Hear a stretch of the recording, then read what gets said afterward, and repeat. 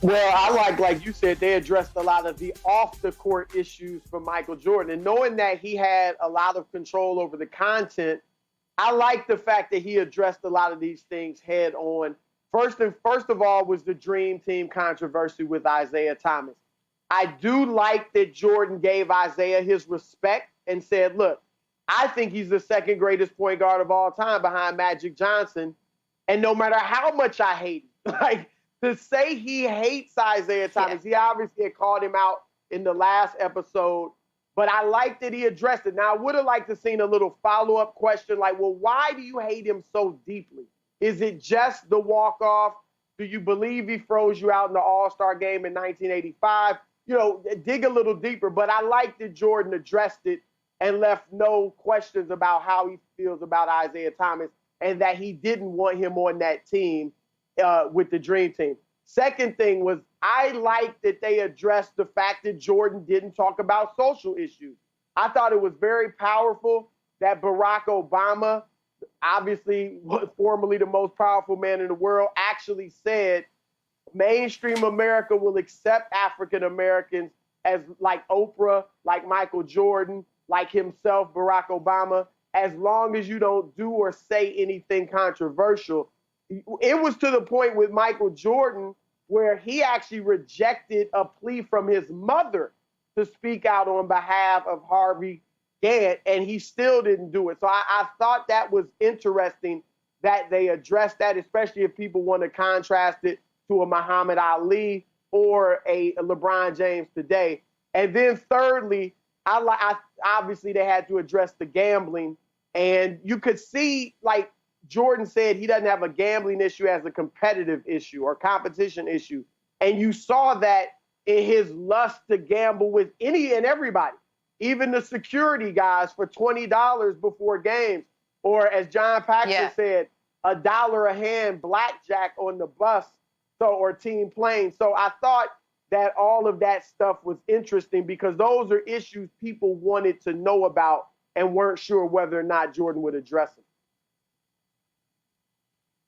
Those are great points, Chris. Nick, I thought my biggest takeaway here was the divergent paths that people are consuming this documentary and their takeaways from it. I think there's a part of you that thinks, wow, Jordan is even better and more spectacular and more extraordinary than I thought. Then the other path is, wow, Jordan is more human and flawed and a real person and more so than I thought. So I think having the director, Jason Harris, done an excellent job at merging those two, like the man and the myth.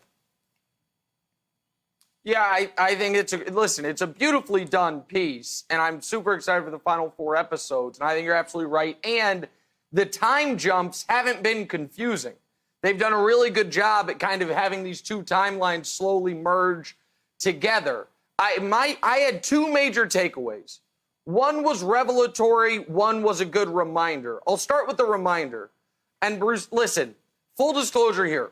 I grew up a New York Knicks fan, okay? My mom's from New York. I'm from Kansas City. So we didn't have a team. First game I ever went to was actually game 82 of the 93 season, the season discussed last night. Knicks Bulls at the Garden, a game the Knicks won by, I think, 4 or 6 points. So I loved those teams. I loved Patrick Ewing. But when you watch those highlights, here is an uncomfortable reminder that I know a lot of our friends in the New York-based media don't like to admit. Those Knicks teams were not that good. It was Patrick Ewing and a bunch of... They were iconic. They were tough. They were memorable. But when you look at those highlights of the team that went up 2-0 on Chicago and then lost 4 straight, who do they got after Patrick? John Starks, who barely made the team, Anthony Mason, Charles Oakley, Charles Smith, Doc Rivers, like that. It's Pat and a bunch of guys.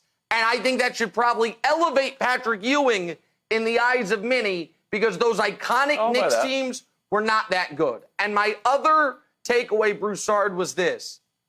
The unbelievable toll fame took on Michael Jordan. Michael Jordan became the world's most famous athlete in 1988.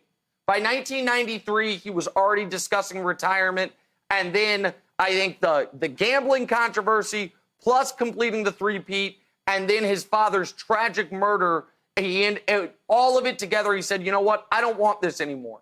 Then he comes back a year and a half later, and 3 more years of that scrutiny. We see him in the movie last night, laying in his hotel room, saying to the cameraman in 1998, basically, it ain't fun being me. I don't want this anymore. So if 5 years of being the world's most famous athlete, and for a lot of reasons he burnt out, 3 more years of being the world's most famous athlete, and he said, you know what? I don't want this anymore, even though he could still play, and he still clearly wanted to play Broussard.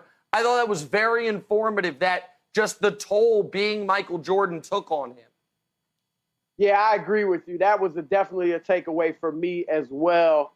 And I got to address your Knicks point, Nick, because those Knicks teams were very good. Look, we've seen in recent history that just gathering a collection of superstars doesn't necessarily mean it's going to be the best team. Dallas, when they beat the Heatles, right, with LeBron, Wade, and Bosh, Miami had the most talent. Dallas had Dirk Nowitzki and old Jason Kidd and a bunch of guys, good role players like the Knicks had Jason Terry, Sean Marion, and they were able to win. Toronto, when they won the championship last year, they had Kawhi Leonard and a bunch of guys. And I know you can talk about injuries, but that happens, and it's happened throughout the history of the game.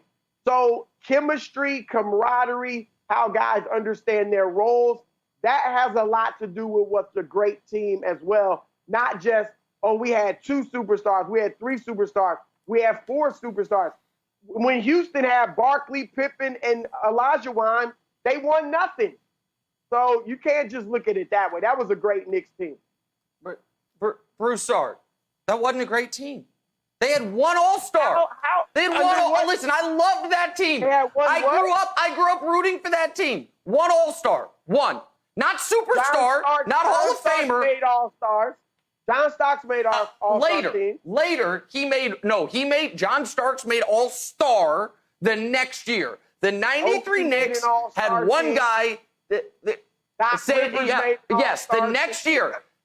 Doc Rivers made an All-Star team in 88 with the Hawks. Get the hell out of here with that. Listen, man.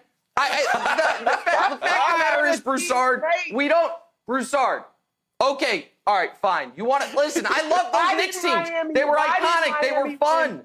They were tough. Why did Miami win 4 straight championships when they had the most talented team in the league? I'm not saying you just create an all-star team and you win the title. I'm saying those Knicks teams are better in our memory than they actually were. And by the way, if you look at, and I'm talking about guys who didn't make the all-star team, Broussard, the other takeaway just quickly here, and I want your reaction to it, we saw that 98 Eastern Conference all-star team photo. Ooh, boy. The East definitely been struggling for a while because I saw in that photo, I'm like, oh my God, it's the Duncan Dutchman's music. Is that Cav Sean Kemp? That's one of the Jason Williams guys. I remember him. Holy moly, there's Steve Smith out there. That 98 East All-Star team. My goodness. Yikes. You are ripping. These dudes could ball. Steve Smith was a great player from his days at Michigan State onward. And Sean Kemp was awesome for a season. Have Sean Kemp? You know, a season in time. Yes, he still averaged 20 and 10. All right, well, typical millennial ripping the players of yesteryear. Is Nick a millennial? I tell him that all the time. I think he's a millennial. That's a compliment. Somehow, he's almost out of it. Somehow, some way, these two aren't the most fired up guys on our panel. That I leave to Kevin Wildes, so fired up about last night. He was nervous. He wasn't going to get anything off his chest. When he gets nervous, I get nervous. Nobody wants to see me nervous. Here's what we're going to do, Wildes. We're giving you a shot clock. It's a segment we're calling Running Wildes, and by we, I mean me. Sure. Your clock, get ready, starts now. Okay, here are the 13 biggest surprises from the documentary. 1, I was surprised that Jordan laced his own shoes. I was surprised that in 1985, Jordan was the best shoe in the world, and then 13 years later, it turns your foot into a bloodbath. I was surprised that Barkley thought he was the best player in the world for a while. I was surprised that Jordan called Isiah the second best point guard ever. I was surprised at how great Ahmad Rashad looked in that inside stuff all over print. I'd buy those. They bring them back out. Surprised Jordan thought it was a good idea to wear sunglasses for that interview. Never a good idea. I was surprised that Jordan played ticket broker before the game. Surprised Seinfeld aged so well. Seinfeld looking great. Surprised at the 93 finals, the home team lost every game except one. I was surprised 62,000 people saw Bulls-Hawks in the Georgia Dome. Surprised Jordan saying he wanted to leave 2 years before his skills deteriorated. And a surprise we didn't get more Danny Ainge for Jenna. Nick, those were my biggest surprises from the last two episodes of The Last Dance.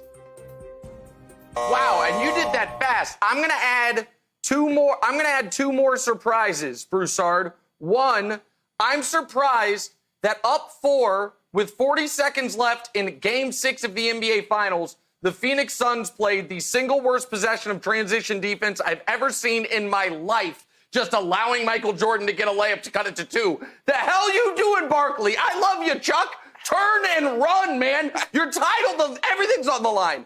And the other thing I was surprised about, and Broussard, I'm surprised Basketball Reference has a mistake.